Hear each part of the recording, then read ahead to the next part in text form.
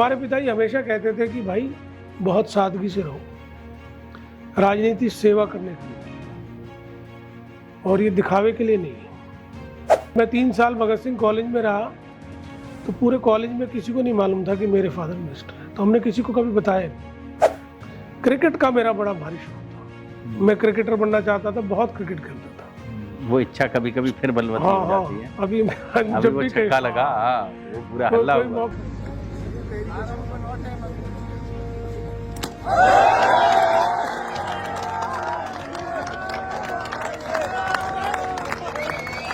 दो 2000 में फिर 96 में कृष्णपाल गुर्जर जी जीते थे हमसे, 26,000 वोट से मुझे याद है वो चुनाव जीते। और अखबार में कटिंग बनी थी कि वे प्यादे ने वजीर को मार दिया, क्योंकि चौधरी महेंद्र प्रताप बहुत सीनियर लीडर थे और कृष्णपाल जी उस समय काउंसलर थे। तो जब वो 26,000 से जीते तो बड़ी खबर बनी, लोगों को उम्मीद भी नहीं थी, हमें भी नहीं थी।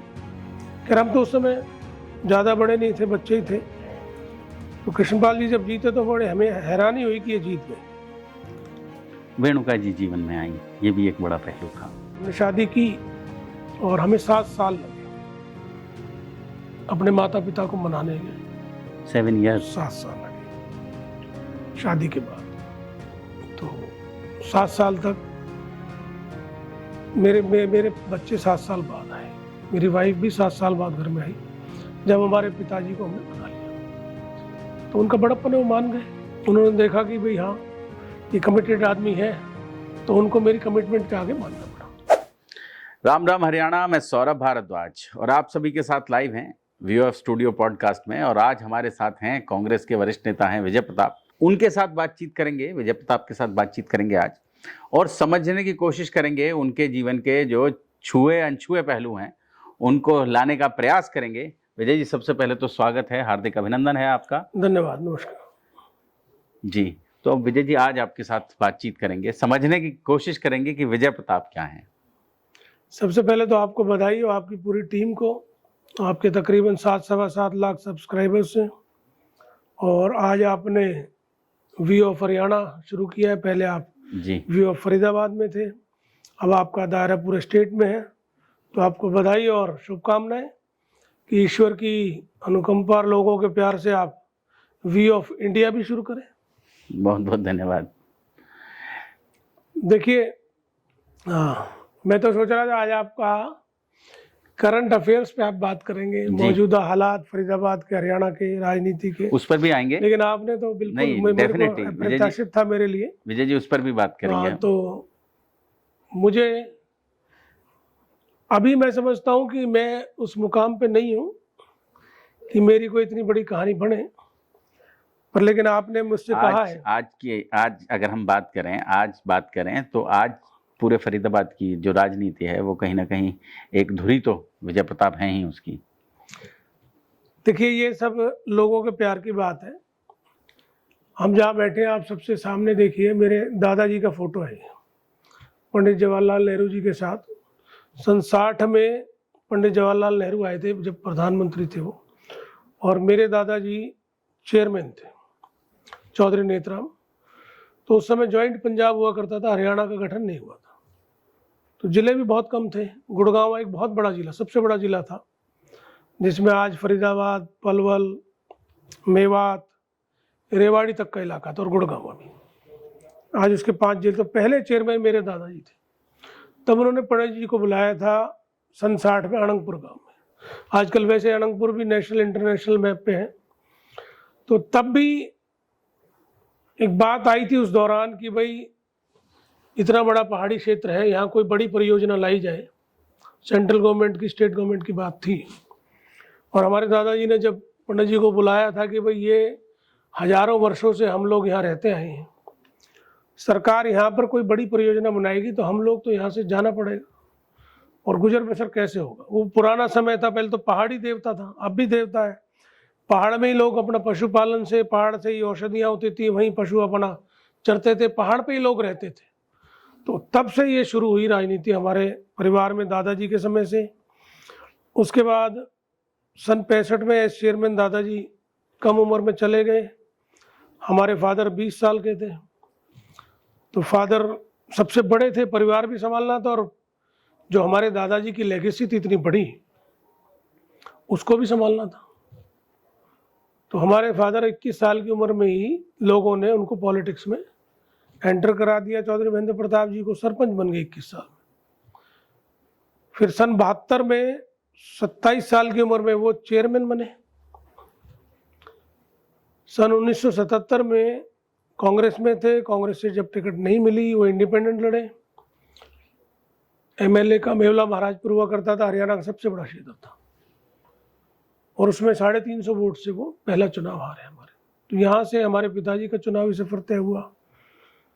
लेकिन सन 82, 87, 91 में लगातार 3 दफा जीत के एमएलए बने। वो नेता विधायक दल बने कांग्रेस के, राजीव गांधी जी ने उनको ज्वाइन कराया, और 91 में वो कैबिनेट मंत्री बने। चौधरी भंजनलाल जब सीएम बने तो 91 में कैबिनेट में। तो उस समय हम कॉलेज में पढ़ते थे। तो हम तो जब बचपन से जैसी हमने आंखें खोली तो राजनीति देखी अपने घर परिवार में, राजकाज देखा। कहते हैं चौधरी महेंद्र प्रताप मंत्री होते थे चंडीगढ़ में, लेकिन यहाँ सब कुछ विजय प्रताप के ही इर्द गिर्द घूमता था। नहीं, ऐसा नहीं है, ऐसा नहीं है। मैं, आपने जब मेरी पूरी कहानी पूछी तो मैं पूरी पहले से बता रहा हूँ। तो 91 में जब मिनिस्टर बने हमारे फादर पहली बार कैबिनेट, तो उस समय हमारी उम्र तो 17 साल थी। कॉलेज के स्कूल में थे। फिर दिल्ली यूनिवर्सिटी में शहीद भगत सिंह कॉलेज में हमारा एडमिशन हो गया बीकॉम, तो वहाँ पढ़ाई की। तो हमारे पिताजी हमेशा कहते थे कि भाई बहुत सादगी से रहो, राजनीति सेवा करने के लिए मिली है और ये दिखावे के लिए नहीं है। तो मैं स्कूल में पढ़ता था नोएडा, वहाँ किसी को मालूम नहीं था कि मेरे पिताजी मिनिस्टर हैं। अच्छा। 1 साल बाद उनको जब पता चला कि मेरे पिताजी मिनिस्टर हैं, तो मतलब 1 साल तक पता नहीं चला। वो भी हमारे एक टीचर थे जो हमारे मामा जी के नोन थे, उन्होंने उनके मुंह से निकल गई, वरना मैंने स्कूल में किसी को बताया नहीं होता, तब जाके पता चली। और मैं 3 साल भगत सिंह कॉलेज में रहा, तो पूरे कॉलेज में किसी को नहीं मालूम था कि मेरे फादर मिनिस्टर हैं। तो हमने किसी को कभी बताया नहीं। हमारे फादर कहते थे भाई सादगी से रहो, अभी तुम स्टूडेंट लाइफ में हो, सारा ध्यान अपना पढ़ाई में रखो। क्रिकेट का मेरा बड़ा भारी शौक था, मैं क्रिकेटर बनना चाहता था, बहुत क्रिकेट खेलता था। वो इच्छा कभी कभी फिर बलवती हो जाती है। अभी जब वो छक्का लगा, वो पूरा हल्ला हुआ।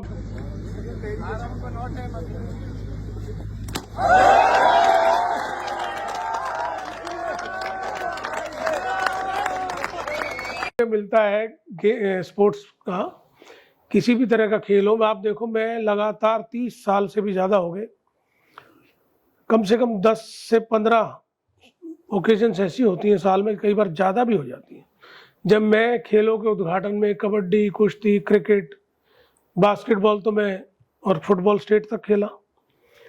तो मैं हर जगह जाता हूँ, और जो स्पोर्ट्स में बच्चे रहते हैं उनको मैं प्रोत्साहन देने की कोशिश करता हूँ। तो मेरी इच्छा थी क्रिकेटर बनने की, लेकिन फादर बहुत बिजी रहते थे और चंडीगढ़ रहते थे, और शादियां होती थी दिन में 50-50। बहुत बड़ा इलाका था, मेवला महाराजपुर सोहना से लेकर और यमुना तक था, और बल्लभगढ़ से लेकर बदरपुर बॉर्डर तक था, पूरे हरियाणा में सबसे बड़ा।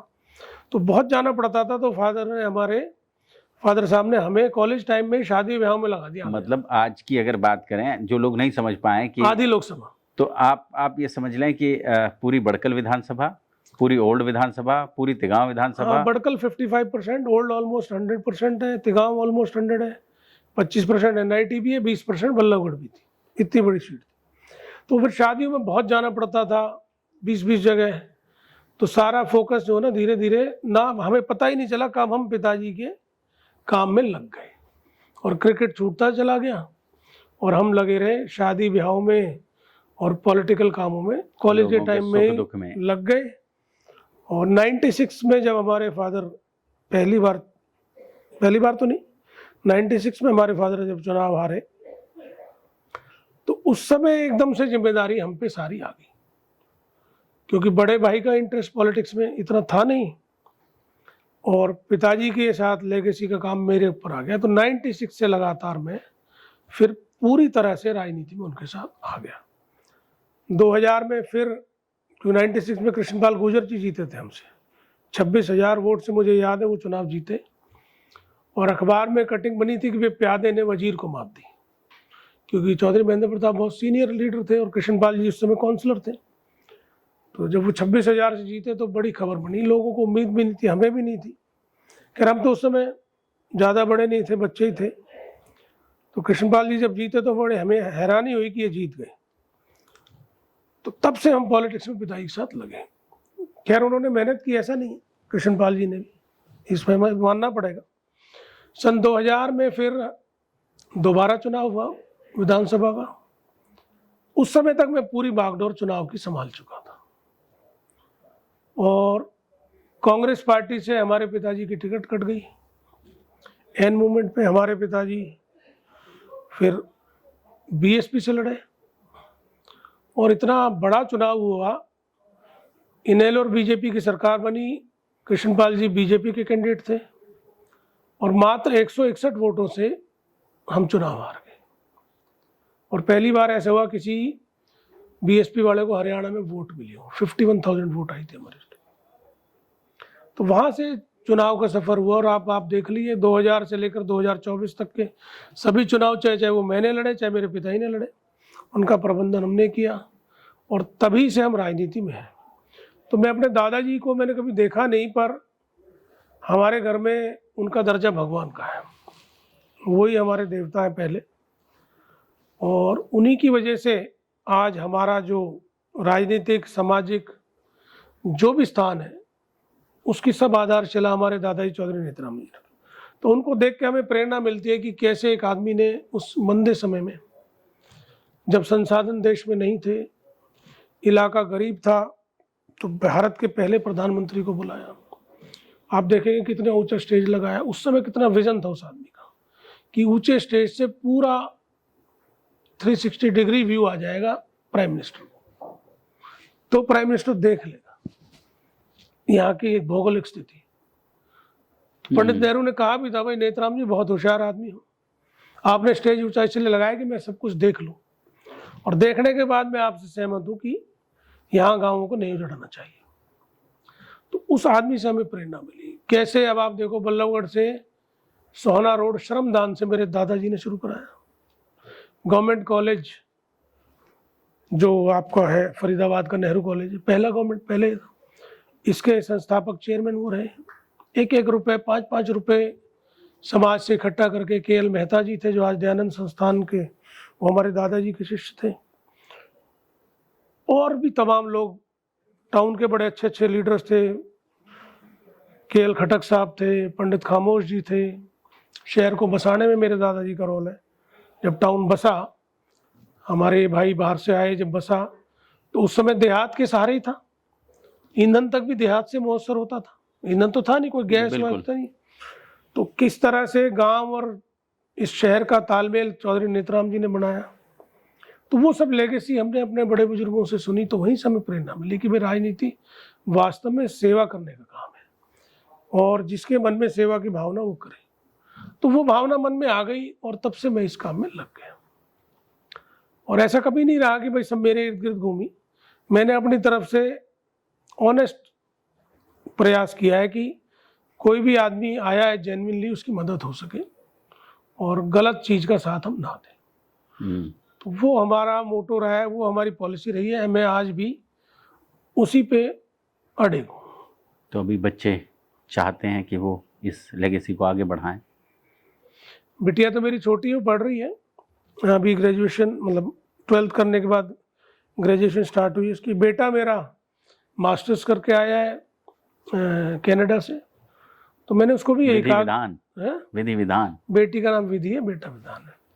तो मैंने उसको बोला, बेटे को भी बोला, मेरे भाई का बेटा सिद्धार्थ, मैंने उसको भी बोला कि भाई हमारे फादर ने बिल्कुल स्पॉटलेस, 5 बार MLA रहे, मिनिस्टर रहे, CLP रहे, स्पॉटलेस उनका कैरियर रहा है और उन्हीं से हमें प्रेरणा है। हमारे फादर से, हमारे दादा से, हमारे फादर से प्रेरणा है। आपको कोई ज़रूरी नहीं है कि आप पॉलिटिक्स करो। अगर आपके हृदय में लोगों के प्रति सेवा का भाव है और ईमानदारी आप चाहते हो, विकास चाहते हो, असल में आप समाज का उत्थान चाहते हो, तो आप राजनीति करना, अदरवाइज आप अपना और काम कीजिए।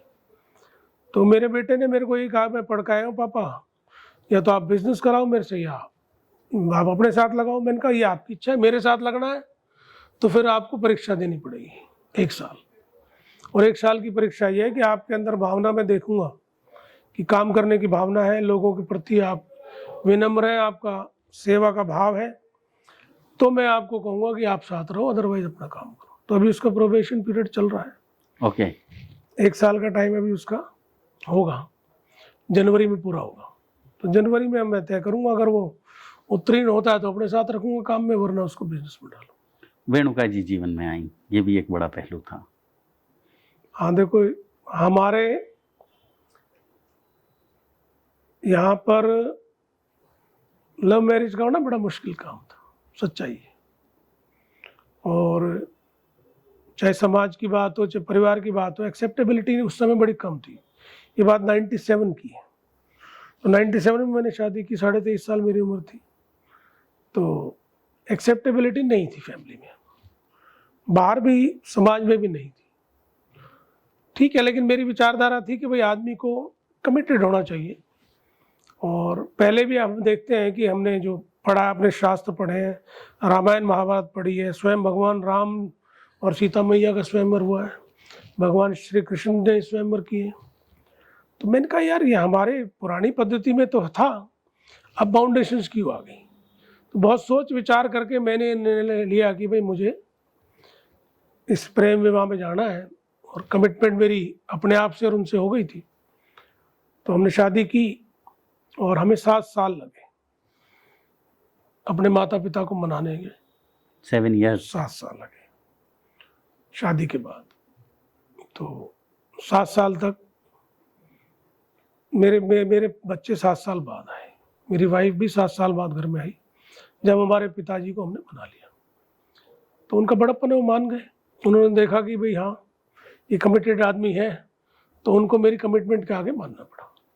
और मैं इस मामले में समाज का भी बड़ा थैंकफुल हूँ कि समाज ने भी मेरे को एक्सेप्ट किया, मेरी इस विचारधारा को, जो लीक से हटकी थी। 97 में तो बहुत ज़्यादा लीक से हटकी थी, अब तो खैर ये आम हो गई है।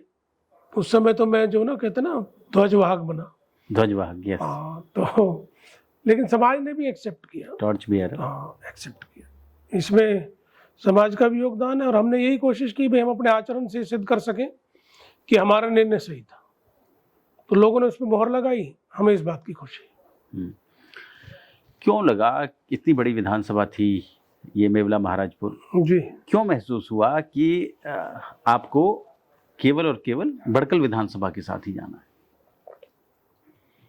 दरअसल जब डिलिमिटेशन हुआ मेवला महाराजपुर 2005 में, लास्ट चुनाव चौधरी महेंद्र प्रताप जी लड़े मेवला महाराजपुर से। तो वहाँ उस समय है वो कृष्णपाल गुर्जर जी से 63,000 वोटों से जीते। उसके बाद 2009 का चुनाव परिसीमन में आना था। तो परिसीमन जब हुआ तो हमारी कंस्टिट्यूएंसी 5 जगह बटी, तिगांव, ओल्ड, बड़कल, बल्लभगढ़ और एनआईटी। तो हमारे बहुत से मजबूत गांव एनआईटी में थे, तिगांव में हमारा बहुत ज़्यादा प्यार था। तो तिगांव के लोगों ने कहा जी तिगांव लड़ो। तो हमारे पिताजी ने कहा कि कोई बात नहीं, इस दफ़ा मैं ये चाहता हूँ, तिगांव गांव में एक बड़ी जनसभा थी, मैं ये चाहता हूँ। तिगांव के लोगों ने कहा, उसमें शायद जेपी नागर जी भी थे उस समय। जेपी नागर जी, उनके फादर चौधरी धर्मवीर नागर जी बड़े सीनियर लीडर रहे और वो इलाके के बहुत बड़े पंच रहे नागर साहब। मैं तो अपने जीवन में बहुत कम ऐसे लोग हैं जिनसे इतना प्रभावित हुआ हूँ जितना जेपी नागर जी के फादर धर्मवीर नागर जी से। बहुत बड़े पंच थे, बहुत कूल हेडेड आदमी थे। तो उस समय मीटिंग में उन्होंने कहा कि चौ साहब आप 4 दफ़ा हमारे इलाके यहाँ से बन लिया, इलाका अलग हो रहा है, तो आप अपने पहाड़ से लड़ लो, इस बार नहर पार के आदमी के लिए छोड़ दो। तो फरीदाबाद हमेशा ऐसे ही कहलाया जाता, नहर पार, सेक्टर और पहाड़, हाँ, 3 भागों में पहाड़। और हमारी एक कंस्टिट्यूएंसी अकेली ऐसी थी जो तीनों में थी। तो हमारे फादर ने कहा ठीक है भाई, मैं और मेरे बच्चे, अब आप कह रहे हो तो तिगांव से आप लोग लड़ो, हम नहीं लड़ेंगे। तो तिगांव तो इसलिए छोड़ी, वरना तिगांव हमारा सबसे स्ट्रांग होल्ड था। सेक्टर्स में ये था कि भाई सेक्टर्स का आदमी लड़ ले, जब अपॉर्चुनिटी बढ़ती है तो जो स्टेट्समैन होता है ना, हमारे फादर दरअसल स्टेट्समैन है। हाँ, लीडर है। एग्जैक्टली। हार जीत अलग चीज है, वो बहुत बड़े लीडर है, मैंने देखा उनके अंदर कई चीजें तो बहुत विलक्षण है। वो सीएम मटेरियल है, और ठीक है चीफ मिनिस्टर एक बनता है, मटेरियल 10-20 लोग होते हैं वो हमेशा से सीएम मटेरियल रहे, लेकिन उन्होंने हमेशा अपने दौर के चीफ मिनिस्टर्स के साथ बहुत अच्छे से काम किया है, रिगार्डफुल, चाहे वो बंसीलाल जी हो, चाहे वो देवीलाल जी हो, हुड्डा साहब हो, भजन लाल जी हो। तो हमारे फादर स्टेट्समैन, उन्होंने कहा नहीं अपॉर्चुनिटी तो नए लोग आए, और हमारा ये बनता है राइट कि जहां हमारा मकान है वो बड़कल में है, और जहां हमारा घर है, गांव है, सॉरी, तो इस वजह से हमने बड़कल को चुना। बड़कल विधानसभा से। वरना ज्यादा हमारे गांव में नाइटी में थे, यहाँ गांव कम थे, लेकिन लोगों ने भी हाथों हाथ लिया, चौधरी महेंद्र प्रताप जी को जिताया 13,000 से, मिनिस्टर बनाया, और उन्होंने काम किए। बड़कल उस समय 2009 से 14 तक हरियाणा में दूसरे नंबर की ऐसी कंस्टिट्यूंसी थी जहां सबसे ज्यादा बजट लगा था। एक कंस्टिट्यूंसी में सबसे ज्यादा बजट 5 साल में लगा उस समय, जब आज तो 4 गुना महंगाई होगी, तो 800 करोड़ से ज्यादा का बजट बड़कल में लगा था। पूरी कायाकल्प हो गई थी, और 14 तक मिनिस्टर रहे वो यहाँ। 14 के बाद आप देख रहे हैं फरीदाबाद की हालत बड़ी खराब हो गई, काम ही नहीं हुआ। तो ये कारण रहा था इसको चुनने का। हार और जीत चुनाव में एक बड़ा मतलब एक ही सिक्के के दो पहलू हैं। जी, मुख्य चीज है लड़ना। फरीदाबाद में ये कहा जाता है विजय प्रताप जो हैं वो एक विजन वाले लीडर हैं, वो एक विजन के साथ राजनीति में हैं। देखो विजन तो पॉलिटिकल आदमी को होना ही चाहिए। मेरा ये मानना है, मेरे जीवन में बहुत से कुछ ऐसे लोग रहे, एक हमारे प्रिंसिपल गणपति सिंह जी थे, रिश्तेदार भी थे, बहुत बड़े विद्वान और लेखक थे, हमारे घर ही रहते थे। मेरी मम्मी के सगे दादा तो नहीं थे, लेकिन गांव के हिसाब से दादा लगते थे। मेरे दादाजी के शिष्य थे, तो वो कॉलेज संस्थानों से जुड़े रहे, तो वो हमारे घर के बड़े के रूप में रहते थे। एक कमरा बैठक में देखिए उनका ही था। तो 7 साल पहले वो नहीं रहे, 90 साल के में, तो उनसे हमने बहुत कुछ सीखा। वो हमेशा ये कहते थे कि विजय, एक नेता के दिल में दर्द होना चाहिए जनता के प्रति। अगर आप उस दर्द को महसूस नहीं करते तो आप फिर नेता नहीं हो। हारना जीतना तो अलग बात है। जेपी चुनाव नहीं जीते, राम मनोहर लोहिया बहुत बड़े वो थे, वो चुनाव नहीं जीते, महात्मा गांधी भी चुनाव तो लड़े ही नहीं। खैर उस श्रेणी में तो हम लोग नहीं है, लेकिन मैंने उनकी बात सीखी कि दर्द होना चाहिए। कोई आदमी आता है, वो अपनी व्यथा कहता है, तो आपको उस दर्द की पहचान होनी चाहिए, और उसका अगर आप निराकरण कर सकते हो तो करो। और एक कोई भी मामला हो, गलत चीज का पक्ष ना लो, चाहे आपके परिवार का बच्चा हो। 2 चीजें मैंने उनसे सीखी कि आप इन 2 चीजों का ध्यान रखो। तीसरा, वो हमेशा कहते थे कि आप विजन बड़ा रखो। वो पंडित नेहरू से प्रभावित थे, नेहरू जी के साथ उन्होंने काम किया, तो कह रहे पंडित नेहरू जी बहुत विजनरी आदमी थे। तभी जब देश आजाद हुआ, सैकड़ों 100-200 करोड़ का बजट था देश का। जब अब तो एक कॉरपोरेशन का बजट ही 2000 करोड़ है, 2500 करोड़। जब पूरे देश का ही बजट थोड़ा सा होता था, सैकड़ों करोड़ में। गरीबी थी, अकाल था, हॉस्पिटल नहीं थे, स्कूल नहीं थे, कॉलेज नहीं थी, नहर नहीं थे। उस गरीब देश के प्रधानमंत्री ने, और उस समय के लीडर, चाहे वो नेहरू जी हो, पटेल साहब हो, आजाद साहब हो, आपका अंबेडकर जी हो, कितने लोग थे। आप देखिए नेहरू जी ने तो संघ वाले आदमियों को भी मिनिस्टर बनाया था, आउट ऑफ पार्टी। अंबेडकर साहब कांग्रेस के थोड़ी थे, विजनरी आदमी थे कि मुझे विजनरी लोग अपनी कैबिनेट में चाहिए। वो अकेला एग्जाम्पल है।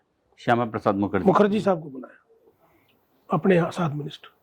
तो वो कहते थे नेहरू जी की विजन देखो, भाखड़ा नंगल डैम बनाया, इसरो, भामा एटॉमिक सेंटर है, सड़कों का जाल है, IIT, एम्स। उस आदमी की विजन थी। तो विजन अगर लीडर का नहीं होगा तो उस लीडर का कोई फायदा नहीं है। फिर वो लीडर अपने लिए काम कर रहा है, देश के लिए नहीं कर रहा। तो इसलिए मेरा हमेशा विजन पे ध्यान रहा है। लेकिन अब इस बात को बदकिस्मती कह लो कि या लिखा नहीं होगा, 10 साल से मैं जब पहला चुनाव लड़ा 19 में, तो मेरे दिल दिमाग में विजन था फरीदाबाद के लिए। वो इसलिए था कि फरीदाबाद एक समय नंबर 1 सिटी होती थी। हम जब पैदा हुए देखा तो पूरे एनसीआर में नंबर 1 सिटी होती थी। नोएडा, हमारे मामा थे तो हम नोएडा देखते थे। नोएडा में हमारे मुकाबले कुछ तरक्की नहीं थी। आज नोएडा हमसे बहुत आगे हो गया। उनकी तरक्की को देख के खुशी होती है, लेकिन अपनी रैंकिंग को देख के दुख होता है। तो फरीदाबाद के लिए एक विजन था हमारे दिमाग में, लेकिन वो पूरा नहीं हो पा रहा। दुख इस बात का। विजय जी, जो दूसरे शहर हैं हरियाणा के, वो फरीदाबाद से बहुत आगे निकल गए।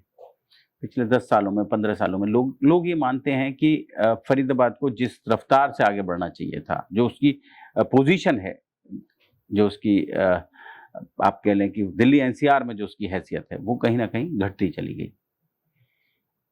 देखिए सौरभ जी, मैं बताऊं आपको, एक समय फरीदाबाद सबसे बड़ा एड्रेस था।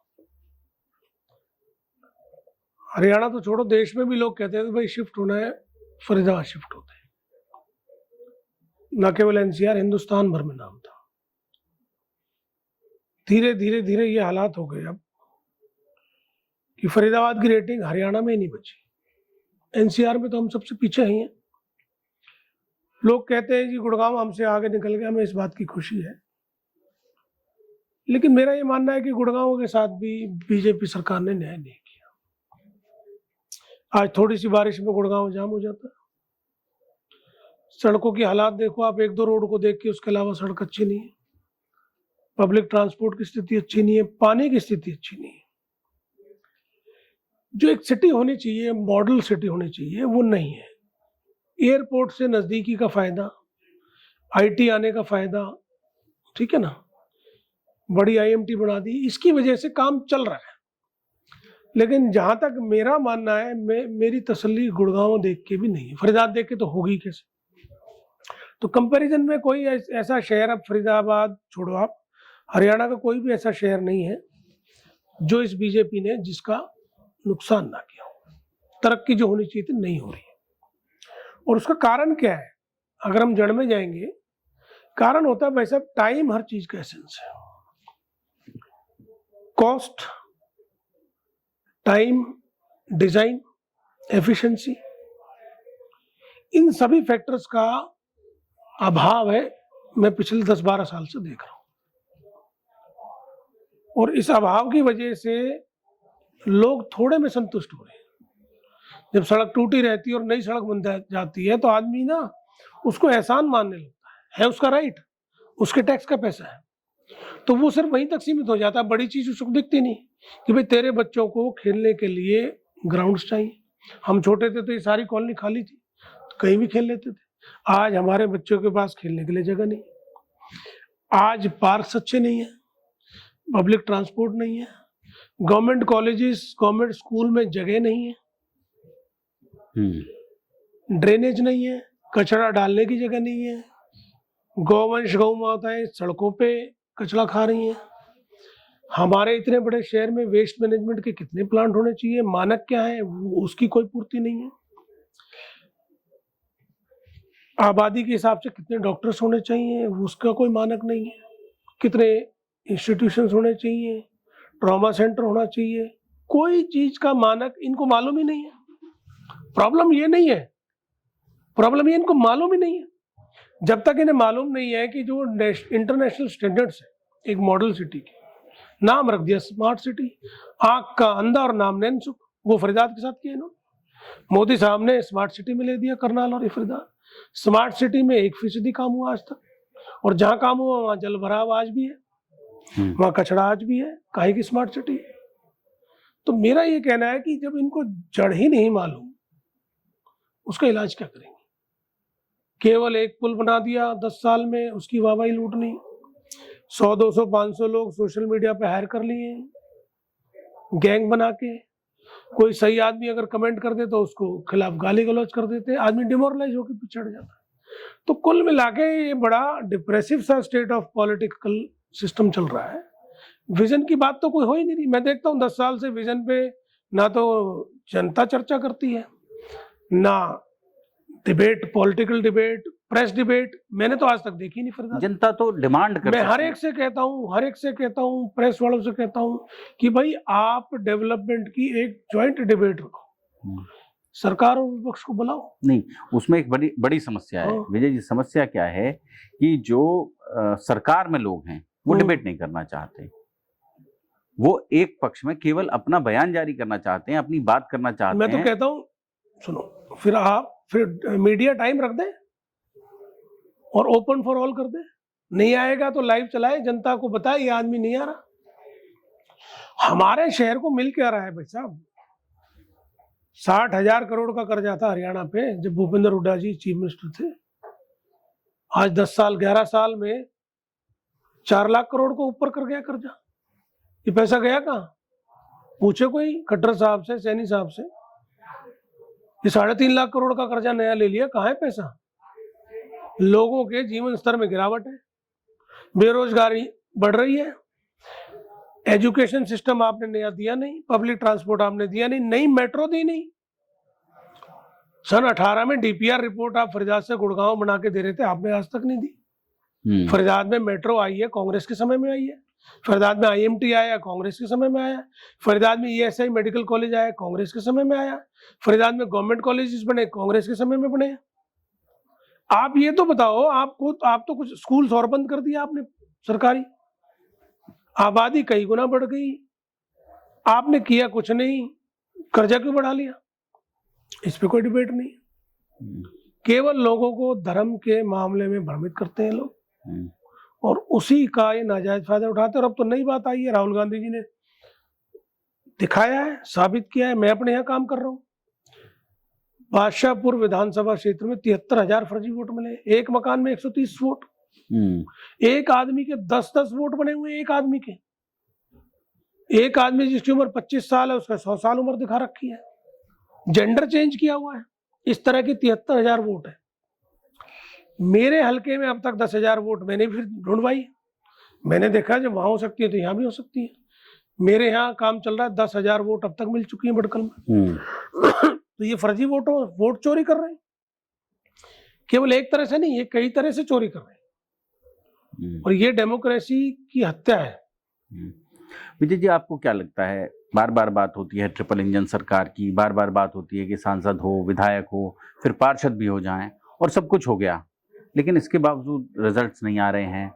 लगभग 6 महीने होने को हैं, इन्होंने नगर निगम सदन बने लेकिन अभी तक 2 साल पहले 2 साल अब कॉरपोरेशन के चुनाव डिले कर दिए जी।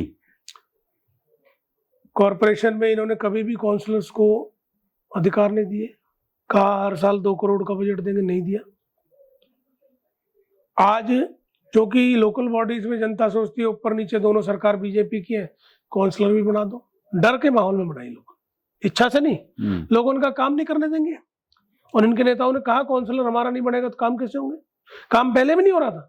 मैं लोगों से कह रहा था काम नहीं हो रहा, अगर आप विपक्ष के बना दोगे तो मजबूती आएगी, आपकी ताकत बढ़ेगी।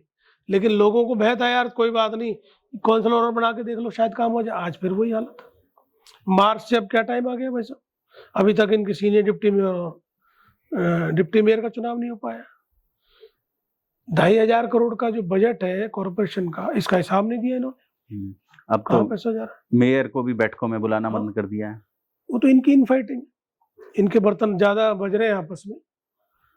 लेकिन मैं ये कह रहा हूं कि लोगों को क्या मिल रहा है, लोगों को, फरीदाबाद के लोगों को क्या फायदा हो रहा है? ट्रिपल इंजन सरकार की वजह से भ्रष्टाचार बढ़ गया, अकाउंटेबिलिटी इन्होंने जीरो कर दी क्योंकि इनको परवाह नहीं है। ये कहते हैं हमारे को क्या परवाह है। इनके वर्कर और इनके नेताओं के दिमाग में एक बात और बैठ गई है कि हम तो वोट चोरी से अपना बन जाएंगे, पब्लिक के लिए नहीं एडमिट करते, लेकिन इनको मालूम। तो लोगों के प्रति अकाउंटेबल नहीं रहे। शहर कहां जा रहा है? 381वां स्थान आया है सफाई में। 10,000 जगह मैं आपको सुबह चिन्हित करके दिखा सकता हूं, अगर आप रोज जाए, साल लगेगा जाने में, जहां कचरा जलता है सुबह। लोगों की सेहत से खिलवाड़ है, इनको परवाह नहीं है। 1500 TDS से पानी का, they don't care about it, they damn care about it.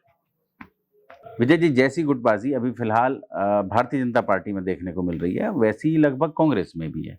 दोनों में कोई विशेष फर्क नहीं महसूस देखो होता? ऐसा है, बीजेपी में तो इस समय गुटबाजी चरम पर है। आप देख रहे हैं फरीदाबाद के हालात, हरियाणा के हालात जो चल रहे हैं, आपको मालूम है।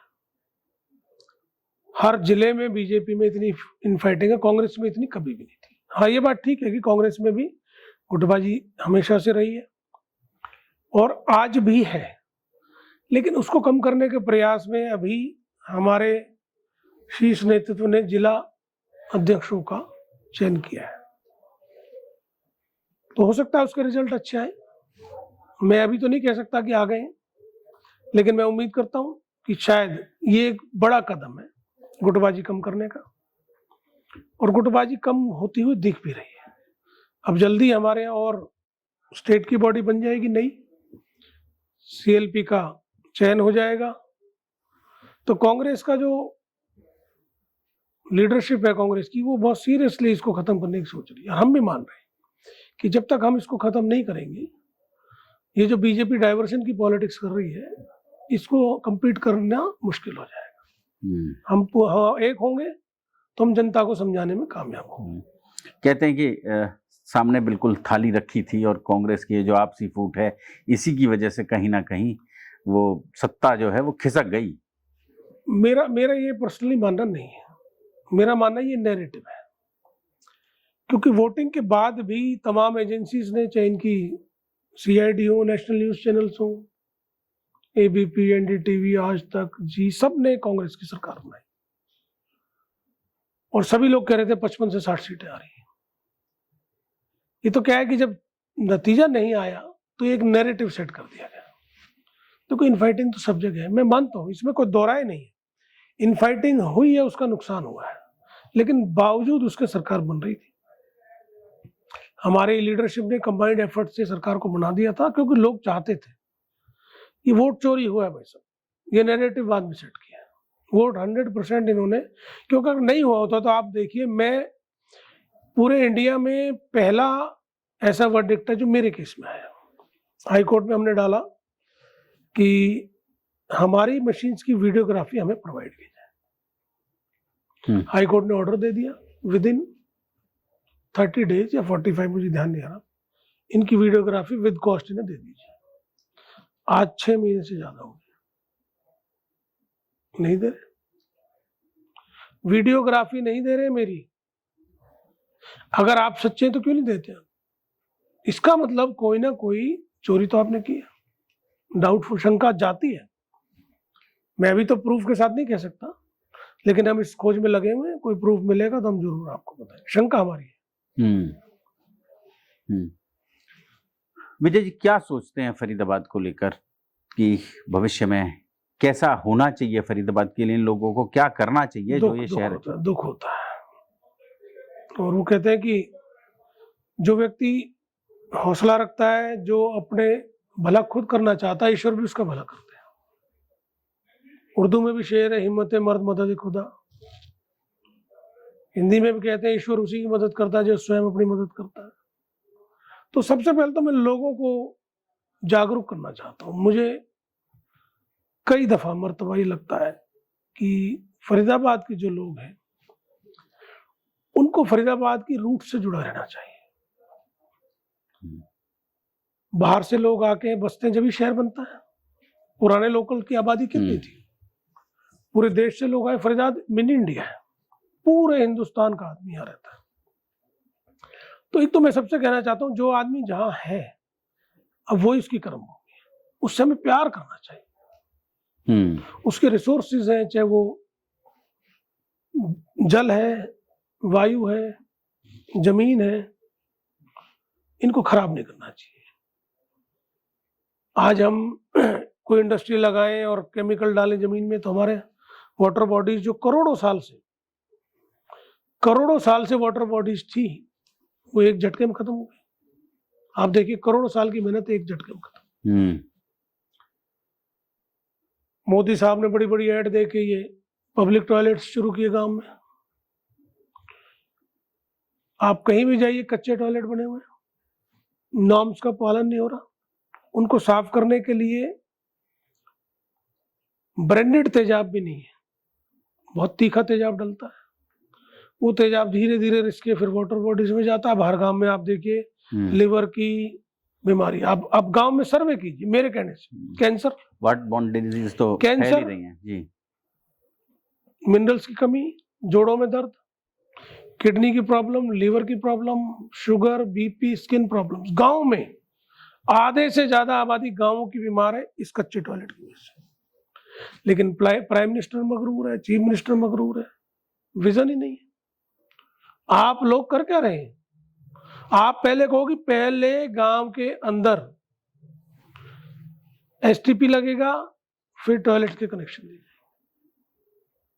कच्चे टॉयलेट में आप मार रहे हो आने वाली आबादी को खत्म कर रहे हो। कच्चे टॉयलेट से ज्यादा तो जो ओपन था वो ज्यादा बेहतर था। मैं कह रहा हूँ आबादी को खत्म कर रहे हो, इंडस्ट्री का केमिकल जा रहा है वो खत्म। तो मैं सबसे कहना चाहता हूँ भाई अपनी इस मिट्टी से प्यार करो, ये परमात्मा की देन है, हमारे पूर्वजों की देन है। हम आगे क्या देके जाएंगे? हम आगे बच्चों को ये देके जाएंगे कि पानी, नहाने का पानी भी नहीं यूज कर सकते आप इस जमीन का। अब तो पीने का तो हो ही नहीं रहा, आने वाले टाइम में नहाने का भी नहीं यूज होगा।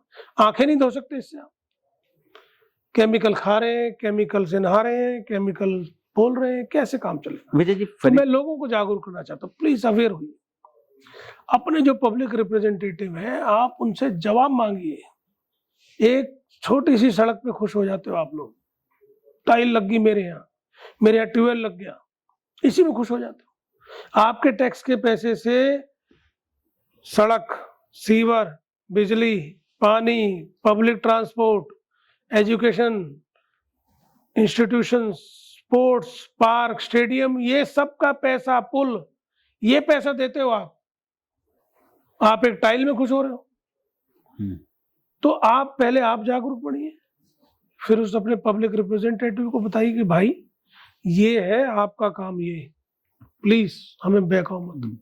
लेकिन आदमी को लग रहा है कि मेरी जनता को जानकारी नहीं है, बावले बना, वही काम बीजेपी कर रही है। विजय जी भ्रष्टाचार क्या कहेंगे? चरम पर है बस, चरम पर है। ऐसे लोग मेरे पास आते हैं, कहते हैं जी हम डेथ सर्टिफिकेट के पैसे देखे हैं, मृत्यु सर्टिफिकेट के पैसे, कफन बेच रहे हैं, प्रॉपर्टी आईडी, फैमिली आईडी, लाखों रुपए खर्च करता आदमी अपनी जायदाद के लिए। प्रॉपर्टी आईडी बनवानी है जी, 20-25 हजार रुपए तो आम लग रहे हैं। क्यों लग रहे हैं भाई? सब पोर्टल पे ला दिया है, नहीं टोकन इश्यू कर दिए रजिस्ट्री के, स्टाम्प ड्यूटी बढ़ा दी है, रजिस्ट्रेशन चार्ज बढ़ा दिया है, फिर टोकन है, अब सर्वर डाउन है, एक परेशानी है। मुझे तो कई दफा लगता है कि जनता इतनी परेशान हो चुकी है कि अब जनता, मतलब उसको लगता है कि हम जिंदा रह ले यही बहुत है। प्लीज, यही तो, इसी फितरत से अंग्रेज इतने साल राज कर गए। जब हमारे क्रांतिकारियों ने आंदोलन किया, जब ही जागरूकता ही आजाद हुआ, तो आज भी हम गुलाम हो गए भ्रष्टाचार के। अभी 4 दिन पहले हम लोग ये खबर पढ़ रहे थे कि एंटी करप्शन ब्यूरो ने 4 IAS अधिकारियों के खिलाफ मुकदमा दर्ज कर जांच करने की परमिशन मांगी थी। वो परमिशन खारिज कर दी गई है। 50 करोड़ का घोटाला। देखिए, ये जब मुद्दा उठा था कि 200 करोड़ का, 250 करोड़ का नगर निगम घोटाला, एक फाइल है ट्यूबवेल की, 65 लाख का ट्यूबवेल जो लगता है 6 लाख, 300 फीट की इंटरलॉकिंग टाइल है 1,97 लाख। इस तरह का एक घोटाला था। मतलब 90%, कई जगह 100%, कई जगह तो फाइल पास होगी काम ही नहीं हुआ।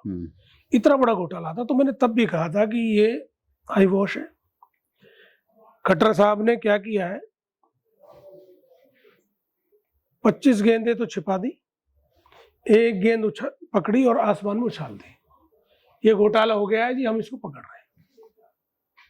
एक फाइल, ऐसी 25 फाइल थी, लोग उस पर ध्यान देने लगे।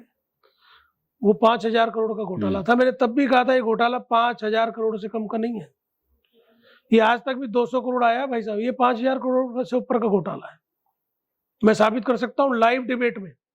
मैं चैलेंज देता हूँ सरकार को, 11 साल हो गए बीजेपी को, सरकार अपने किसी अधिकारी, किसी प्रवक्ता, किसी नेता को भेज दे, मैं लाइव डिबेट में साबित कर दूंगा ये 5,000 करोड़ का घोटाला है।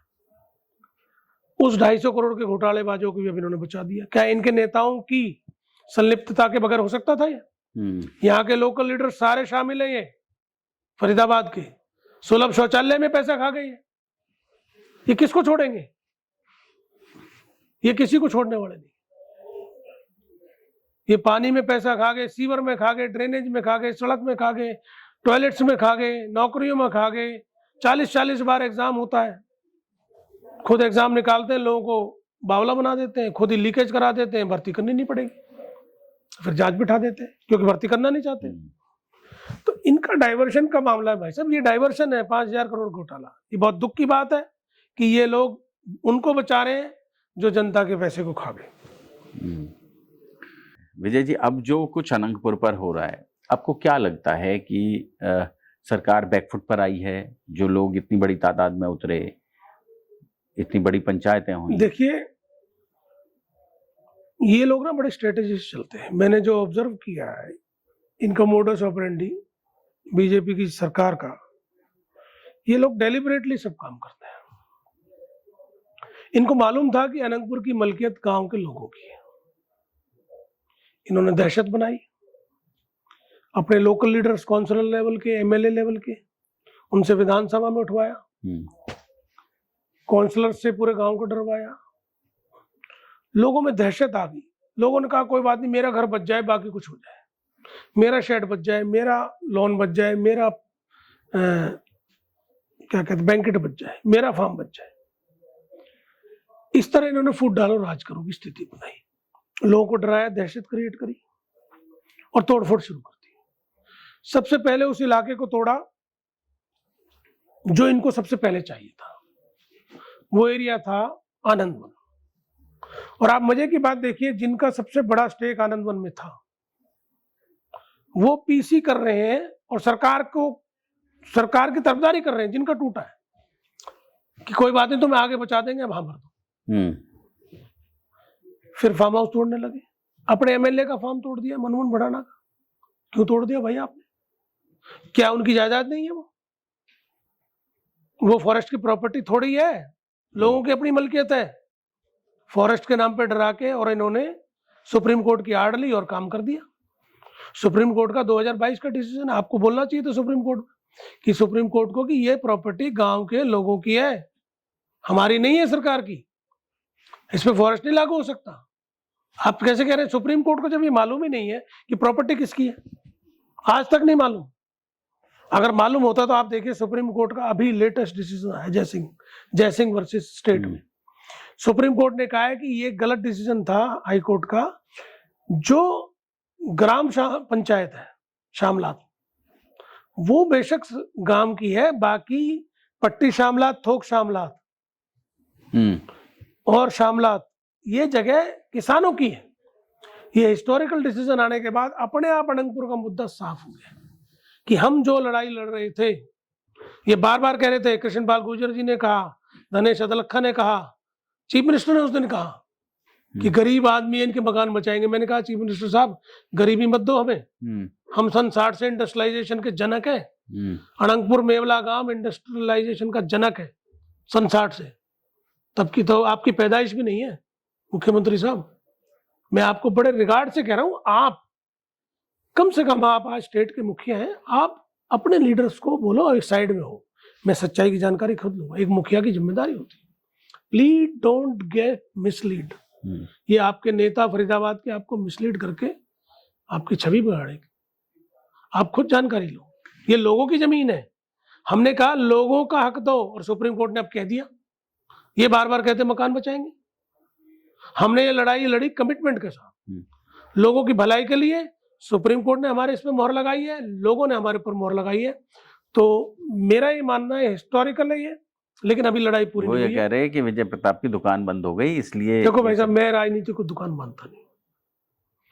दुकान वो लोग मानते हैं जिनकी दुकानदारी करने का मन है राजनीति से।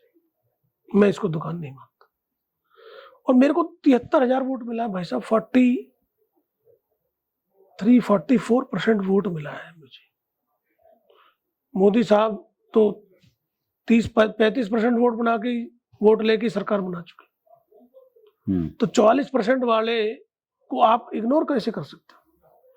मेरे पिताजी को 6.25 लाख वोट लोकसभा मिला 1 महीने। जो आदमी रिटायर हो गया था, जिसने राजनीति छोड़ दी थी, पार्टी के कहने से जो 25 दिन चुनाव लड़के 6.25 लाख वोट ले गया। आप उनको लिए कहते हैं दुकान बंद है।